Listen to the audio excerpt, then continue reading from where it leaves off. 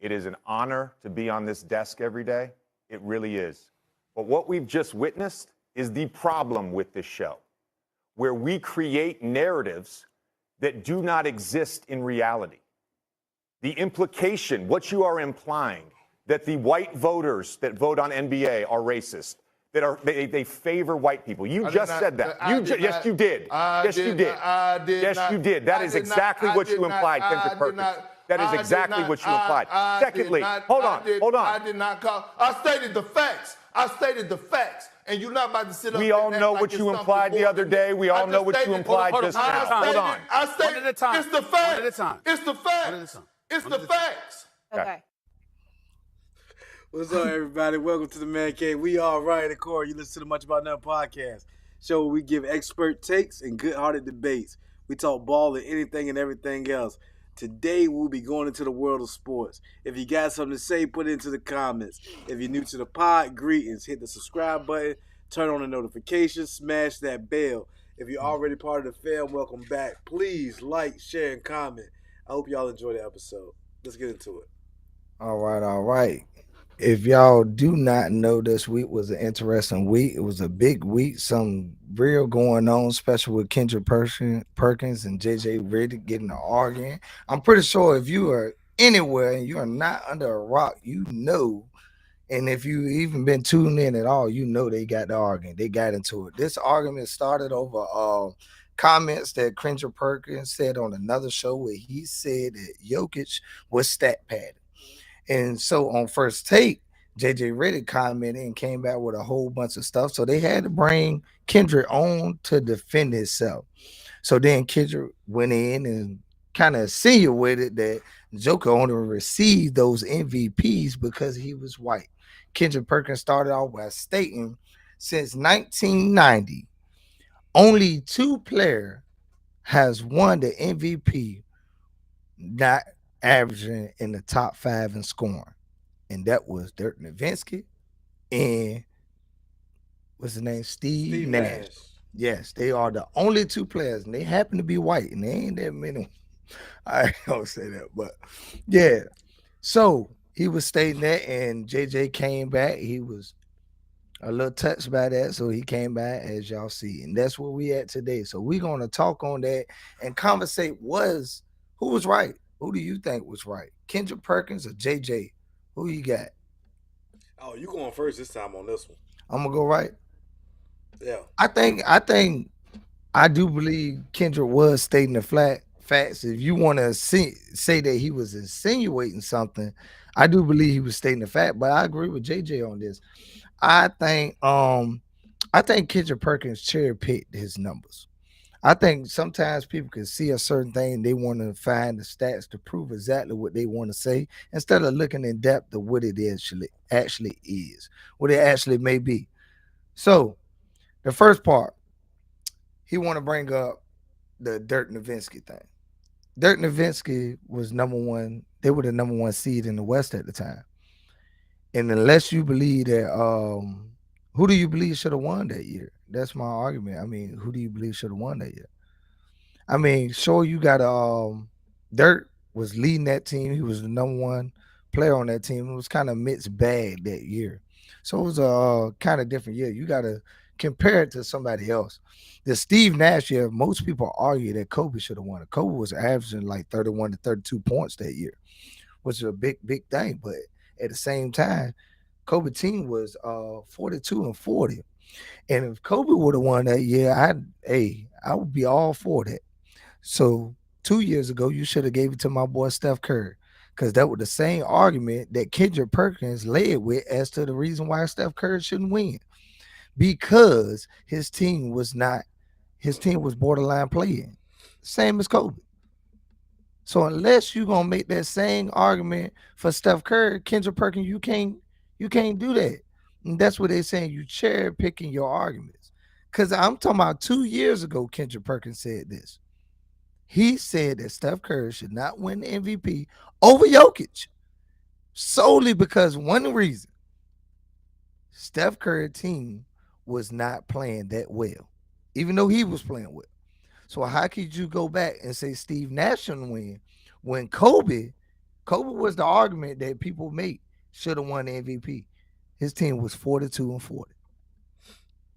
Steve Nash was the leader of the Phoenix Suns. That year, they were the best team in the league.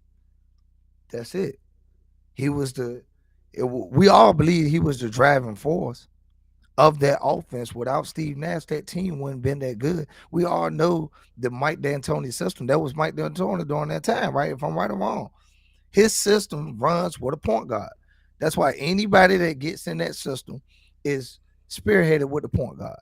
That's how it leads off. So I'm gonna go even one more take, and I'm gonna let you have it. Another point is that it's quite convenient that he stopped and said 1990.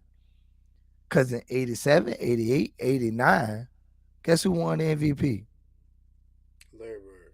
No, Magic Magic Johnson. Magic Johnson. And guess what? He did not average in the top 10 in scoring. He did not beat out the averages in top 10 in scoring. But why would he stop there? Sometimes people want to push something. They want to say something.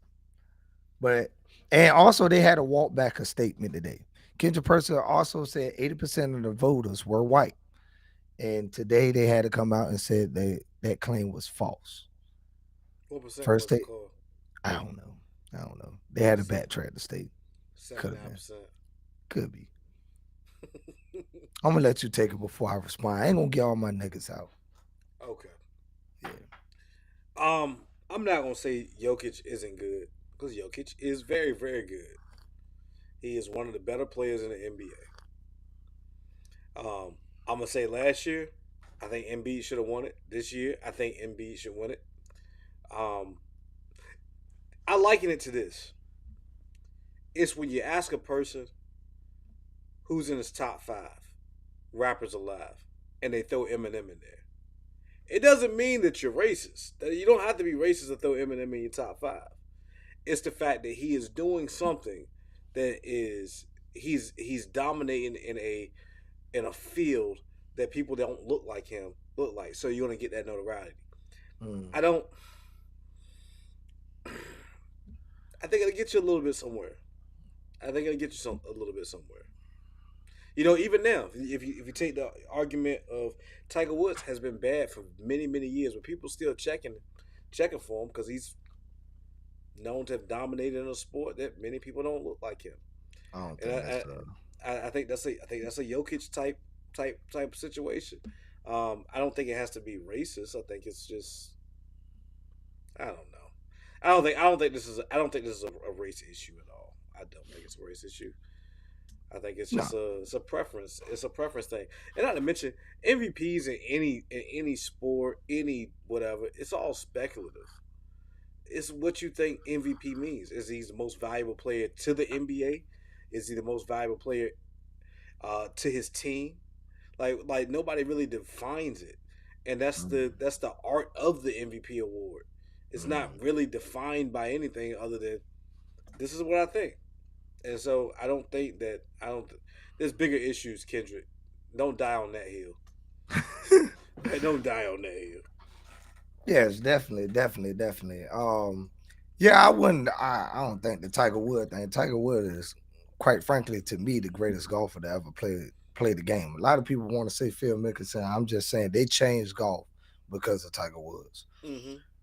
Par 3s, par 4s, and par 5s are longer because of Tiger Woods. Just because he could surely clean that ball out. I'm talking about he was just a beauty to watch. I'm a huge Tiger Woods fan.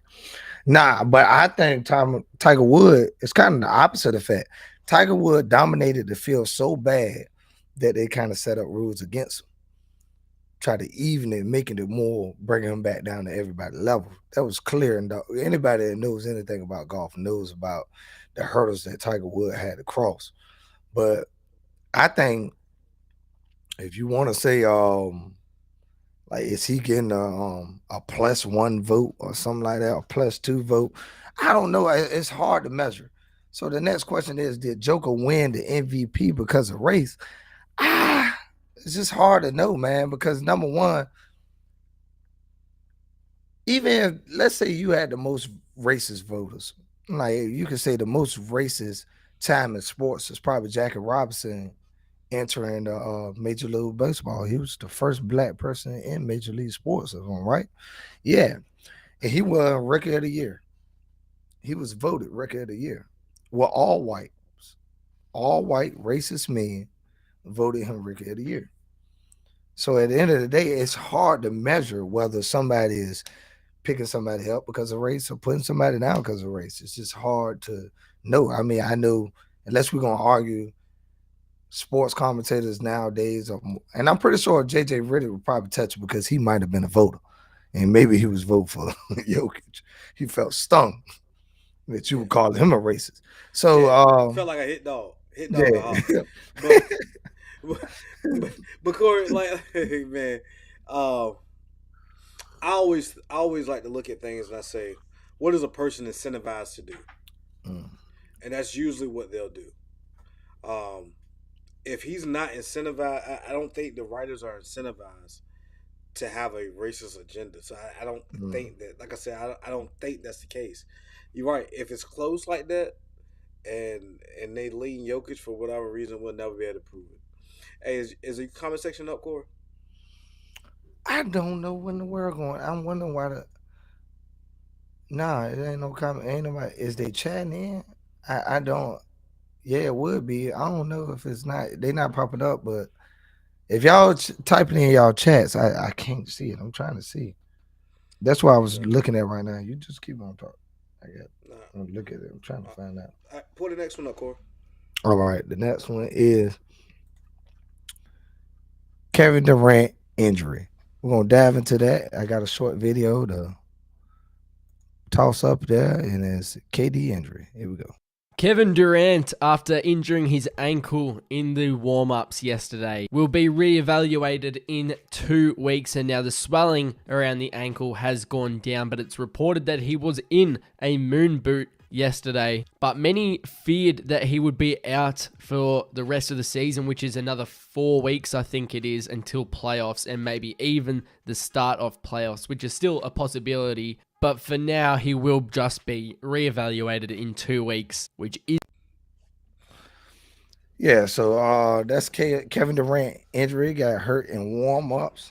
I mean, little dust up, boy. You know when you fall, boy, you wipe yourself out and tie your shoe. You ain't want nobody to see that junk. Probably looked around like, what the world going on? Well, I'm pretty sure he didn't know it was as severe as it was, but they said they caught him in a walking boot. He's walking around in a walking boot. I mean, I don't know. That's common for any ankle sprain these days. What do you think? You don't want to put no more. Anybody that's played basketball has turned their ankle that way. Mm-hmm. Like they have turned their ankle. So, oh yeah, there we go. It's more embarrassing for him, I would imagine. Mm-hmm. Yeah, I mean, honestly, Suns fans may not be happy. I mean, they traded a lot to get him. They may not be happy that he's not going to play into the playoffs more than likely. But you know what? The best thing for a player at his age is to have him fresh into the playoffs. Well, the bigger question is, even if he get in the playoffs, let me ask you this: can KD stay off the MED? He kind of, you know what I'm saying, racking up these injuries, kind of like in a cluster.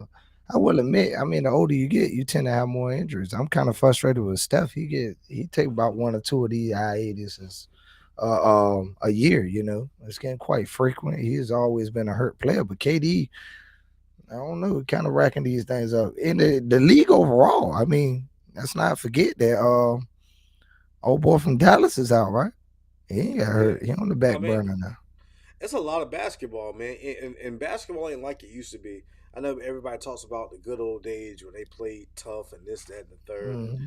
I mean, nowadays, these guys are playing basketball almost year-round. Like, basketball don't even stop for these guys. Like, they're playing basketball year-round, and they're playing an 82-game season. And then you got to – what's KD now, 34? Mm-hmm. Yep, that is 34. Yeah, it got to be 34. Yeah. Absolutely. Yeah, I mean, some guys, they look terrible at 34. KD is still top 5 player. I mean, so you get what you get, man. I feel better. I feel better about the fact that because I'm picking the Suns to go deep into the playoffs. I feel better about the fact that there's not going to be much adjustments that's going to be able to be made because they're not going to see what that team looks like until the playoffs. So coaches are going to have to adjust to KD on the fly with Devin Booker. So I'm excited to see how it play out. I'm just I don't know. Tiff said LeBron has been pretty healthy up until recently. Nah, I mean LeBron get those nagging injuries. I mean throughout his career, he has been quite healthy, but LeBron is starting to get healthy, and they doing these load management and everything. I mean, I don't know, man. 81 games, man. You playing a lot of minutes, you putting on a lot of games. Unless you Golden State, I don't want to hear nothing about it. Golden State is the only ones that's playing the full year round. You know what I'm saying? I ain't seen Philly play year round in a while. I can tell you that right now. That season is over as soon as the playoffs start. So let's get that out of the way. It's only a couple teams going into 3 months. You know what I'm saying? That's the worst thing about losing. You get all the way there and play the whole year for nothing. That's why you got to get the win. But talk to Celtics fans about that. You know. Yeah, but I ain't doing that with you tonight. No. It's once an episode. I got to remind you that I ain't doing that with you tonight. I got it. What's the next topic? So KD is out 2 or 3, maybe 4 weeks. What do you think going on with the Suns' hopes? The Suns are gonna make the playoffs with or without him. Yeah. What was the Suns at before he got there though? They was He ain't played yet. Yeah, that's what I'm saying. Yeah, he played about 2-3 games. He has not played. That was his day. No, he ain't played. No, that wasn't his debut. That was his home debut. Yeah. They played at least 2-3 games with him. And Devin Booker seemed like he was the one that mostly benefited for this because now it's not too many teams able to double him. Devin Booker has been averaging about 30 points a game with KD in there, man. But we talked about this on the day of the trade. Like when you get an isolation score, like KD, he takes so much gravity. So that means that the other guys around him, they gonna see one-on-ones. Man, Booker ain't seen a one-on-one since he was in probably middle school. I mean, stop and think about it. That kid ain't seen a one-on-one. He probably excited to see KD there. He ain't seen a one-on-one since he was in high school. Nah, probably middle school. Like so, I think it's Anyway, he clapped out. He clapped back against the one-on-ones one day in a practice session. Yeah, you remember that? Yeah, he think about the double team jumps. In a pickup game. In a pickup game. Yeah. Nah, ain't no place for that. You should want it. If you're gonna see it in a real game, why you gonna want to see it in practice against? At the end of the day, you gotta learn how to beat. You gotta learn how to beat that. Double teams go all the time. Steph get double team every game, just like everybody else. Yeah, so it depends on what they're trying to do there. If you're trying to hone your skills, like if you're working on individual type of things, then you can't do that if guys are playing that type of thing. Like these are professional athletes. Like they at the gym playing against guys that just want to play against professional athletes.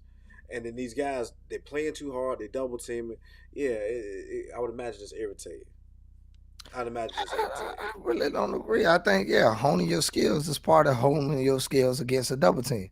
If you want to see it in a real game, see it in a pickup game. That way, maybe somebody out there can give you some pointers on how to beat it. It's the off season, man. He just want to get shots up. You know what I'm saying? Like that's really what they want to do in the off season. They just want to get shots up. They want to run. They want to stay in shape. Like that's what it's about. This is not practice.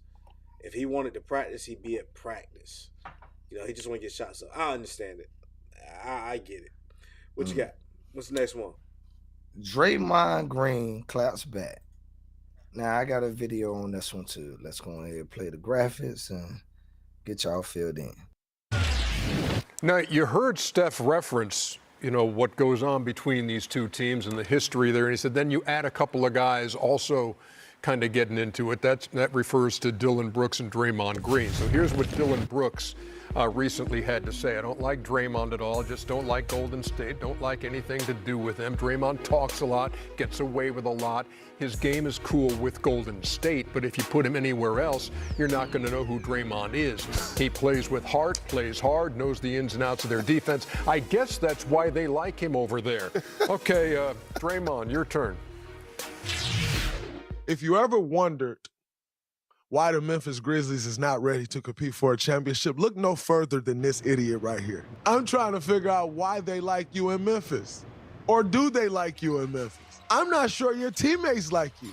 Your level of understanding the game of basketball is at a fan level. And yet you running around talking about a dynasty? The dynasty starts after you, not with you. And that's just a fact. I know dynasty-like players, and they aren't clowns.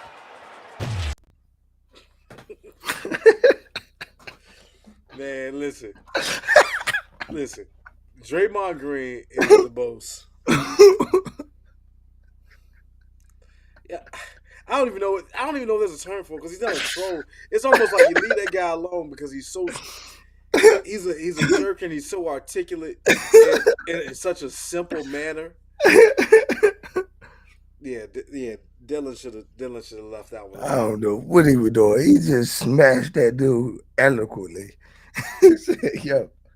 Yeah, he's so well thought in the things that he says. But my question is, why don't you punch him though? Why don't you punch him? Yeah, that's how you feel. Yeah, I don't think Draymond wouldn't. Exactly. I think he will punch Dylan too. Dylan is on the small side. I think Draymond Green knew he could punch Jordan Poole. I think he punched Dylan Brooks. You think Dylan Brooks? Dylan Brooks, come on, man. Let's be real. Size is a truth. It's a truth in life. One thing a lot of people want to say, yo, this small guy it's some big guys that don't know how to handle their weight. Draymond Green is athletic enough and big enough to pummel that man. Dylan Brooks is not nowhere near his size. That's not weight class. I'm gonna say this on a few things. I think that everything that Dylan Brooks said, I agree with. My bad, my son getting a breathing treatment, y'all. Yeah, so everything that he said, I agree with. I totally agree with. And everything that Draymond said, I agree with. Like I don't think that Draymond or any other organization would contribute to winning in the way that he does with Golden State. Oh, he's a 6'6" big man. Like I don't think it works. I don't think it works anywhere else. But Golden State, they utilize their personnel extremely well, and he's just a good fit for that system. So I believe that Dylan is right. Secondly, like I said, I don't really like Draymond either, especially after that Jordan Poole punch, because it was a sucker punch. It was lame. It was whack. It ain't nothing that should be celebrated. Like, that wasn't a tough guy move. A tough guy move is telling the man put his hands up. That's a tough guy move. He sucker punched that man. So now, I ain't got a lot of kicking it for him. Yeah, I ain't got a lot of kicking it for Draymond. Yeah, well, I'm of the nature, I'm a Golden State fan. I said I would trade him. So at the end of the day, that's when you go too far. You punch a teammate in the face and say something about you. What's gonna happen? You punch Steph Curry in the face. You know what I'm saying? Steph the kind of guy he ain't gonna say too much. So yeah, but at the end of the day, I mean, Dylan Brooks, I like what you said right there. We can agree on that. I agree with. I think Draymond Green is a hard dude to get along with. It just gives me. AD is right. I mean, because really, if you look at the two stories of the two guys, it's kind of they're both unheralded guys coming into the NBA, and they both work really hard at their craft. They've made a role for themselves. They made a role for themselves. I get it. Hold on. I don't agree. He said Brooks is more of an asset on the floor. No, brother. 4 championships. I'm gonna agree with right now. I'm gonna agree with AD right now. More now. I don't think any GM right now would take Draymond over Dylan Brooks up and go to. That's a youth thing, though. That's a youth thing. It's supposed to go like that. Like, you know what I'm saying? Age. I think the problem with Golden State right now that they need to understand that sometimes you got to move on from players. And I'm of that nature, you ruining Steph Curry's career trying to keep the band together. Sometimes the band got to go. Because this man is still firing on all cylinders, and you need to put play. Draymond is not the same player he once was. It's just it. And it's more so on the offensive side. He still can play a little bit of defense, but he just can't get down that court, man. I mean, he you know what I'm saying? Give you a little layup package or something like that, but he's really a liability right now. I seen the other night they played him like Russell. You know what I'm saying? You open for a reason. Turn your back to him. I said, dang, cuz. That's bad. Yeah, I mean, I don't know. He was never him to me. I mean, He was never good? No, I said he was never him. Oh, Like, nah. he was never that guy. I mean, like he is very. This is what I've said. Dylan several Brooks not times. neither. No, Dylan Brooks is, but I've said He's this several him? times. Yeah, I'm gonna tell you this, and I've said this several times. Ben Simmons is a more athletic Draymond Green, and if Ben Simmons was in the role that Draymond is in right now, we wouldn't even be talking about how bad Ben Simmons is, because he would fill that role that Draymond plays better than what Draymond does. I agree. That's what it is. I agree. But the argument, no, sir. No, sir. Dylan Brooks is not him. Dylan Brooks is not top four. I mean, is he the fourth best player on this team? Is he? Is he? Nah, he's not the fourth best player on the team. You got Ja, you got Bang, you got Jared Jackson, and you got the center that's out. Got it. No. You talking about Gobert? The white What you dude. talking- The white dude that stepped up the Shannon Sharp. What's his name? Oh, you talking about? I know you're talking about. Yeah, I forget his name. It's escaping right Steven now. But Steven Adams. Steven Adams. Yeah, those four players are better than Dylan Brooks. He's not the fifth best player. And Draymond can be arguably the fourth best player on his team. Steph Clay. No, he's Steph not. Clay Wiggins.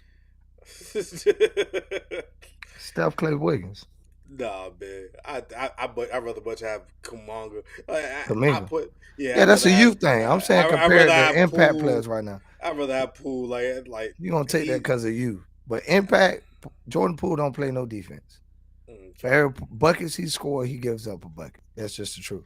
Ain't top five in the top five of the Warriors? I think he is. I think it's hard. Do y'all watch the Warriors games? Yeah, Do y'all watch it? They force us to. They force us to, because it comes on TV all the time. I'm so sick of watching the Warriors. That's crazy though. They earned it. Okay. When the last time that Philly been in the championship? You win a championship, you get on TV.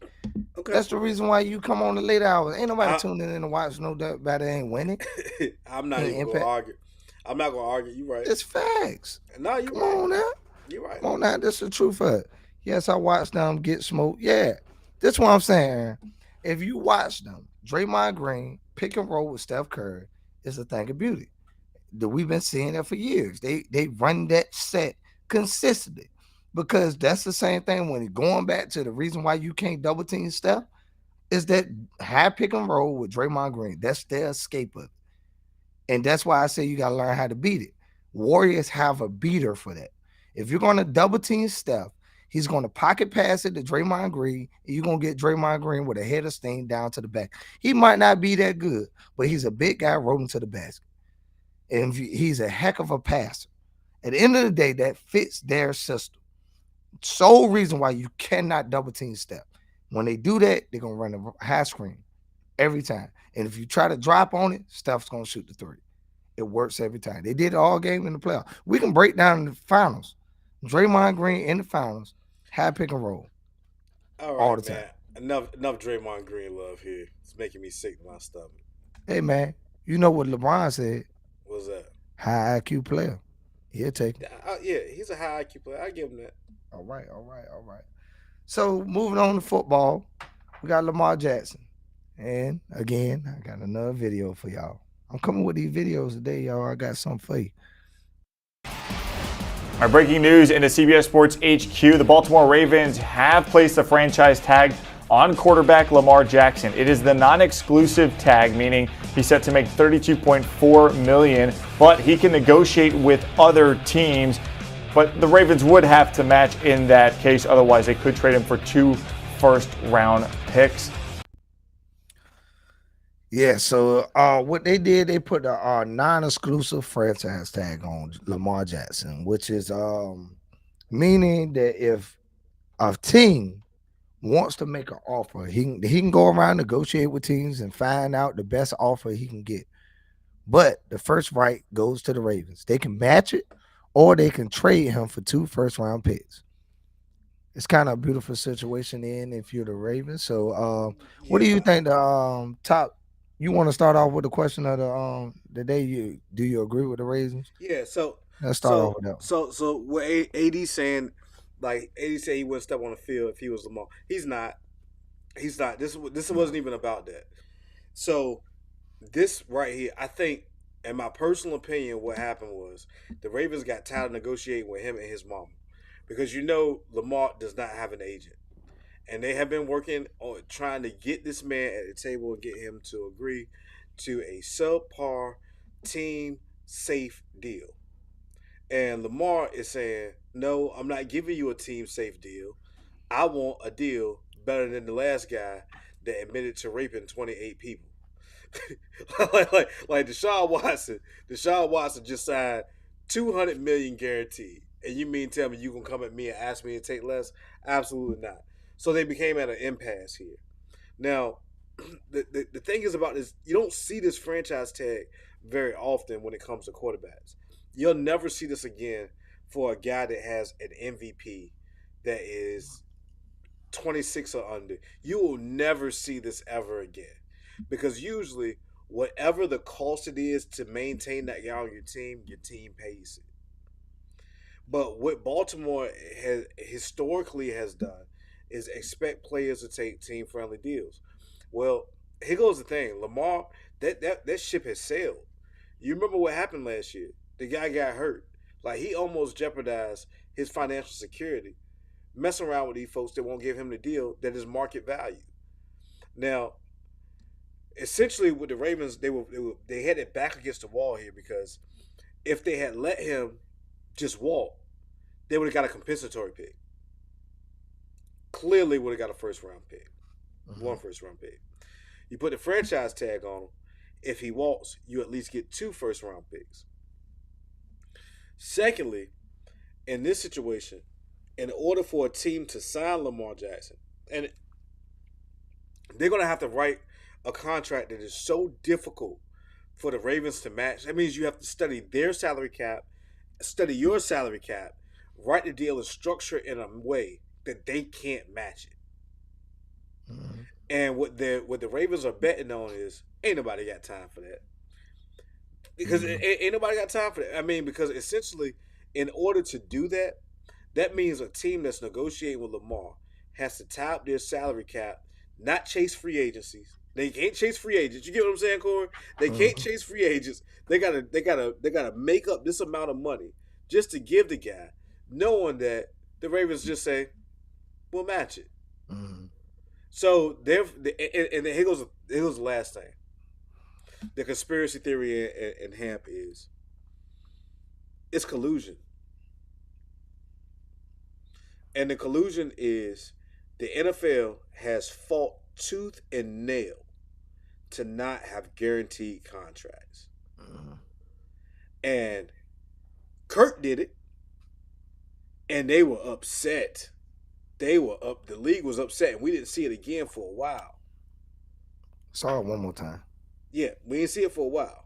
Mm-hmm. And then when the Browns, because nobody wants to go to Cleveland on their own, you gotta write a good deal for them to want to come out there. They do the thing with Deshaun Watson, and now the league is afraid that they give one more, and then next thing you know, players are going to be holding out for guaranteed contracts, and it's going to be like the NBA. In the NBA, the players control the league. In the NFL, not so much. So yeah, that's another thing about it. But here goes the crazy thing about Lamar Jackson. Do you know that people say that Lamar can't throw the ball in the pocket? Do you know he threw it better than Kirk Cousins in the pocket? He threw the ball better than Aaron Rodgers in the pocket. He threw the ball better than Tom Brady in the pocket last year. Then let's stop and think about this. I listened to Deshaun Jackson talk about it. He went there last year and he said, man, that offense that Greg Roman is running, he said that's a high school offense. Do you know every single year that he's been an offensive coordinator, this guy has been 31st or 32nd. I think it was 70. He's been 70% of the time he's been 31st, 32nd. The rest of the time he's been 25th or worse.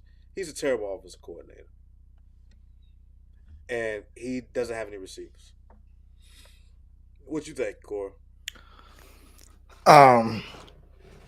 Number one, I'm a capitalist, so I do not agree. I agree that a person should be able to get the most money they can secure on the open market. If somebody's willing to pay that man $500 million, you should let him pay that man $500 million.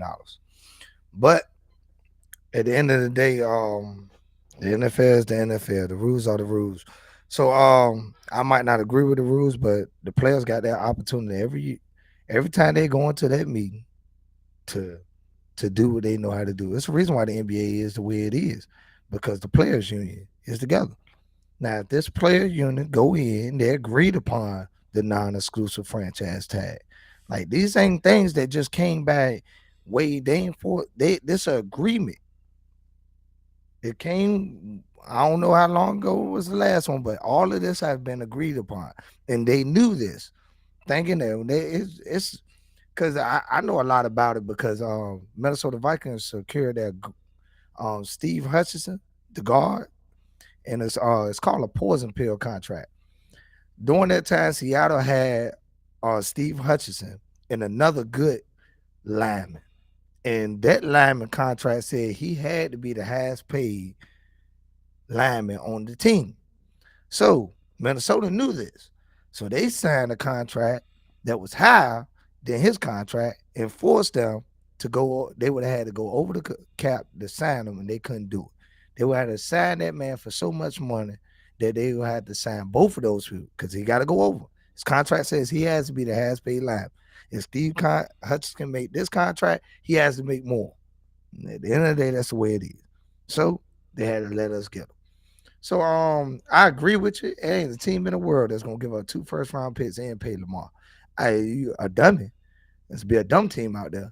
And I don't even think if I'm the Ravens, I just want 2 first-round picks. I'm of the nature right now. I don't believe in paying quarterbacks that kind of money. The facts are that 12 of the highest paid cap hits, only 9 quarterbacks. 9 of the quarterbacks did not make the playoffs. 9 of the quarterbacks with the 12 that is in the top 12 of cap hits for last year did not even make the playoffs. So at the end of the day, if you're going to pay this much money for Lamar Jackson, I have to know, can I win a Super Bowl with Lamar? And quite frankly, I do not think I can win a Super Bowl with Lamar. Because at the end of the day, the Ravens got the cap they got right now with Lamar on a rookie scale contract, and they ain't able to build a team around them to win.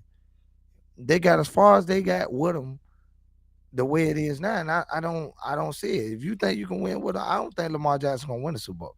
And if you want to say you think Lamar Jackson is a better pocket passer than Kirk Cousins and all the other quarterbacks, that's up here. I'm not even gonna argue on that. I do not believe it. I think it's the difference between throwing a 7 route, a 9 route, than throwing across the middle to a tight end. It's a different kind of throw. If I'm throwing to a big body tight end that's called a Mark Andrews, the second best tight end in the game, it's a lot easier to hit that throw than throw a post corner route to the outside, or a dig route. And all these routes, these are harder routes to throw. Like outright to the corner, you got to. I disagree with you, Corey. I disagree wholeheartedly. I like what AD put down in Atlanta. Mm-hmm. Like for one, yeah, Lamar is a winner. That was what I was just about to say. Lamar gonna put you in the playoffs every year. If he playing, you go into the playoffs. Second thing I'm gonna say is this: like I liken draft picks to lottery tickets. Yep. And star players are boats. So if you are going to trade a lottery ticket, if you're going to trade a boat for a lottery ticket, you better know what you're doing, because there is no guarantee that the two guys you get in the draft gonna be anywhere near Lamar Jackson. Like, when you uncover something that good, when you get your boat, you keep your boat.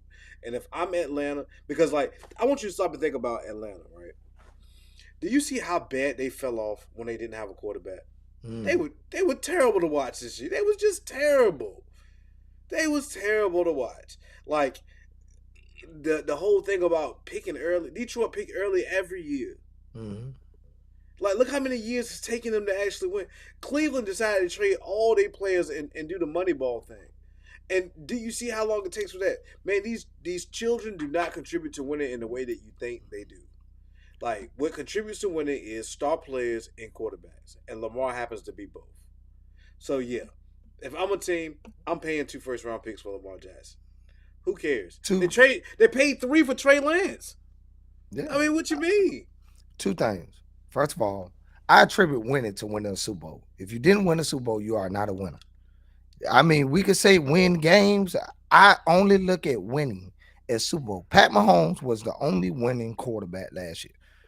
If you had Jalen Hurts, he is not a winner. Because I don't consider second place, third place, fourth place, any of that is winning. Winning is first place. If I do not win the game, win the overall championship, if I ain't hosting that Lombardi, I did not win, and I'm not a winner. So that's my measuring stick. Maybe something else of winning games. We were 13-3. We had a good record last year. Do I call that winning? No, we lost like everybody else. I'm not standing up. We were 13. Kurt's a winner. No, we were 13-3. That's a playoff. He's a loser. Lost. So that's number 1.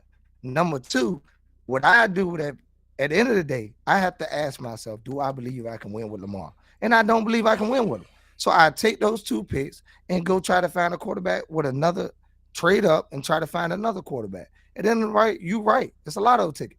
But I want to put in another lotto ticket because I don't like this boat. Give me a better boat. This boat seems like a rowboat to me. It's not going to get me where I need to go. So winning is winning. At the end of the day, if I don't believe as an organization, if you don't believe you can win with Lamar, what else you want them to do? They don't believe they can win with Lamar, what they got to do? Give me 2 first-round picks and I go find a quarterback I think I can win with. That's my choice. Now, you can take him. You see, can you win with him? But nah, I don't believe, and it's not that can you win with Lamar. I don't believe you can pay Lamar $200 million and win with him because I cannot build a roster around Lamar to win. Do I believe that he can overcome the hurdles that Patrick Mahomes overcomes? No. Patrick Mahomes can trade a Tyreek Hill and still win you a championship because he got a cap hit that's out of this world. Patrick Mahomes can get rid of our offensive line and put other people around him and still get across the hump. He can win with a defense that's not number 1 in the league. Corey, you don't understand league inflation, man. You don't understand league inflation. Like, it's never the quarterback market is like the real estate market. It is never cheaper tomorrow than it is today. Like, initially, this contract will be big. Eventually, it won't. Eventually, it will be an average quarterback contract. That's the way the market is set. It's never cheaper tomorrow than it is today. And actually, paying a quarterback $200 million is a good problem to have. Because what that means is you have one of the top guys in the league. So you want to be in a situation that is the king's disease. That's where your wealth is killing you. When you get to the point where you have a quarterback that you can pay top tier, like, that's what you want. There's teams who don't have quarterbacks that wish they had a guy that they could pay that type of money. They do. There's teams that are paying. What did Geno get? $40 million a year? $40 million. He got $40 million a year. And you don't think that Lamar Jackson's $10 million better than that guy? Absolutely. That's not my question. I think he deserves the money. But what I say, this is the argument I'm making him. Not that Lamar doesn't even deserve the money. Pay him $50 million. I do not believe you can win playing a quarterback that much. And if you think you can, name the quarterback. Give me any quarterback. Patrick Mahomes last year was the first quarterback to win over $25 million. And it's like $27 million cap hit last year.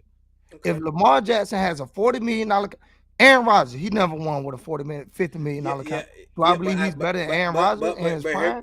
But hear me out. Name the quarterback. Do you not remember when Patrick signed that contract and people was like, whoa, Whoa! Now look at it. What do you mean?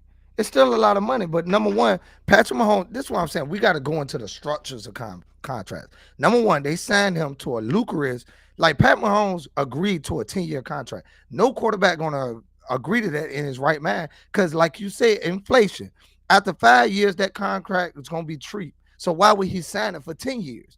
And at the end of the day, now he's gonna be a bargain bin quarterback and take money. But at the end of the day, if I want to win, I want to help the team. You got to do that. What do you care about more? If you're going to take that long contract, then they can structure it. That way they can push the money back. But eventually, Pat Mahomes is not going to win the Super Bowl because you want a $60 million cap hit. And you need other players. That is the problem. You need a roster. If you can win with a bunch of scrubs, then you can win with a bunch of scrubs. But I think Lamar needs talent. And you going to tell me Lamar can win with a $40 million cap hit. And the same way Pat Mahomes' contract is structured. When he gets to the point where he's making those ridiculous cap hits, that's going to be the norm price anyway. Because that's the way nobody inflation works. wins at that. This is what I'm saying. Do you hear that nobody in the history of the game has won with more than a $27 million cap hit? Nobody, ever, never. It has never been done. What's the name right now has a $50 million cap hit. Aaron Rodgers, one of the top quarterbacks in the league, $50 million cap, he doesn't win. So if you're going to pay Lamar, I have to believe Lamar is better than Aaron Rodgers doing his MVP year. And I do not think anybody in their right mind think Lamar Jackson is Aaron Rodgers' level. And Aaron Rodgers couldn't win the Super Bowl at $50 million cap hit. Do you think Lamar Jackson better than Aaron Rodgers? It's different. It's different. I mean, it's different. Like, asking me, is Jalen Hurts better than Aaron Rodgers? Like, I mean, it's different. It's different. Jalen Hurts is on a Ricky scale deal. No, Jalen Hurts has enough money that you could pay everybody else on the roster. This is what I'm saying. When you're asking about who's better, I don't know. I know that Lamar wins at an incredible clip, despite the dysfunction that he's playing with, despite the fact that he does not have a contract, despite the fact that his receivers are all 5'9" and not very good, despite the fact that they got 4 tight ends and 3 running backs every single week dressing on the roster, which is crazy to me. Like, despite everything you're saying, the dude comes out and succeeds. He is the face of Baltimore. The fans love him. He do everything he's supposed to do.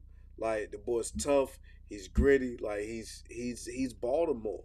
Like, yeah, I pay him. I pay him. It is what it is. Can you make the roster better with paying him $50 million? If that's what the roster is right now, can you make the roster better with less money? Yeah.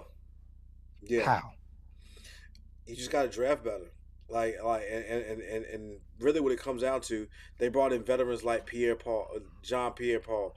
Like, just don't do that no more. You know what I'm saying? It's so many different things. Everybody missing the draft. It's not a team in them. Y'all just went to the Super Bowl. Y'all got a lot of misses. Yeah, but what I'm saying to you is you can't spend on guys like Pierre-Paul. Like, there's ways to get around that. And like I said, the salary cap goes up. We're not talking about 50. Yeah, like AD said, we're not talking about yesterday's price. Like, what we're talking about is a portion of the salary cap. I hate when people talk about $50 million. Think of the salary cap as a piece of pie. Like, the percentage of the pie that he's getting is commensurable with the pieces of the pie they've been getting. Like that's what it is. It's just a portion of the pie. It's the quarterback slice. They get a big piece of chicken. The quarterback get the big piece of chicken. If everybody price goes up, then cornerback prices go up. It does not matter. When I'm saying the slice of the quarterback, let's say it's 23%, because that's the percentage. The highest percentage that a quarterback has won is like 23% of the salary cap. If you pay him $40 million, he's going to make like 35% of the salary cap. Nobody wins because you're going to have to lose corners. You're going to have to lose wide receivers. You're going to have to give up something.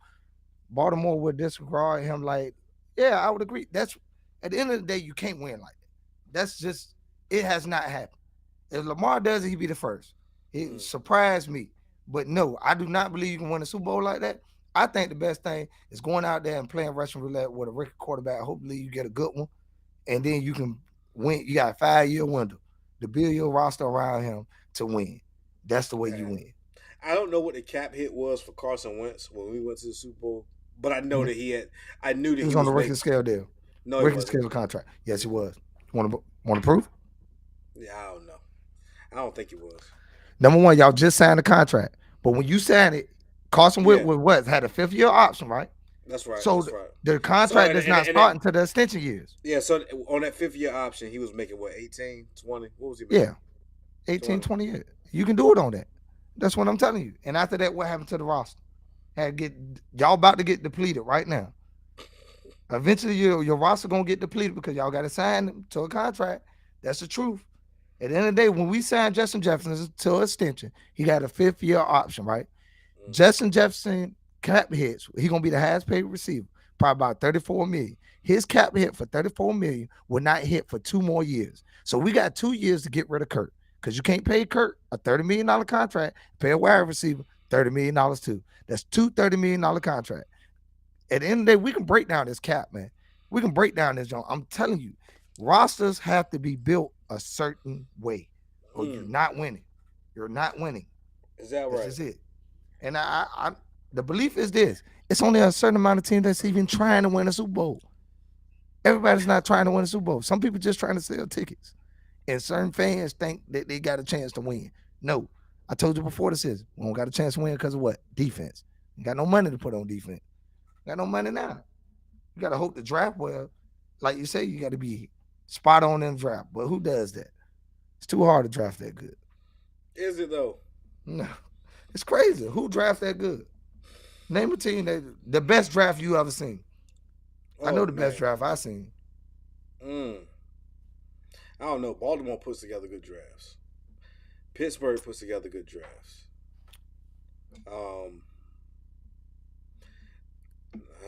See who else drafts really well. Yeah, I guess you're right. You name any draft, I guarantee you got some flakes. Probably 1 or 2 hit players, and everything else is wash. You got some role players in there, but you only gonna hit on 2 relevant players. I mean, but that's not. I mean, really, essentially, if the average span in the NFL is 3 years, if you get guys that make it through their rookie scale contract, then you draft it well. That's my opinion. I agree. If they make it through their rookie scale deal, so if they got drafted in the 7th round and they got a 2-year deal and they stick on the roster for 2 years, that was a successful drafted player. The same thing if he's in the 2nd round and he got a 4-year deal. If he stays in the league 4 years, that was a successful draft. So yeah, I do think a lot of teams draft well. I'm not saying you have to hit studs on every pick because that's unrealistic. I'm saying that you got to have the guys that can make the roster year in and year out. I call it the Greg Ward. That's my Greg Ward philosophy there. He's a guy that just he may not have been that good, but he stuck around for a long time. So, good draft. Well, good signing. I agree. I mean, I think those 2 first-round picks, what I look at it as capital. At the end of the day, I'm not looking at a player with that, but I know with 2 first-round picks, 2 new first-round picks, plus you will have, if they're not in this year's draft, you'll have 2 first-round picks in one draft and 2 first-round picks in the next year's draft. So that'll be 4. You can package that and get a number 1 overall pick. That's the best player in the draft that you see. If it's a quarterback, next year, the quarterback that come out is going to be heck of a talent. You can use those to trade up to get the number 1 overall pick and draft them. I'll take him over Lamar. You're in Madden franchise mode. Teams that pick with the first overall pick, you just assume that they want to trade. Ideally, if I'm picking first overall, I don't want to be picking first overall ever again. Why would I give up the spoils of that pick and trade it for 4 first-round picks? Like, why would I do that? Because it's 4 first-round picks. Nah, man. What do you think what do you think a first-round pick is? What's the greatest asset of a first-round pick? The 5-year deal. Like, first off, you have 5 years of player control money. We get a Justin Jefferson player on dirt cheap for 5 years. That's it. Okay, but see, here goes something else you're not thinking about. Let's think about this, Corey. Let's just do that math here. First round picks, even though they're cheaper than salaries, they still can run you $10 million in that last year. Like, you know what I mean? They can still run you that. So if you got 4 of those guys, Essentially, what you did was this is the quarterback position anyway. Just get Lamar's money. But anywho, man. Hold on, that's Hey, on the last years. You're not averaging the other 3 years that you only paying them 2 to 3 million.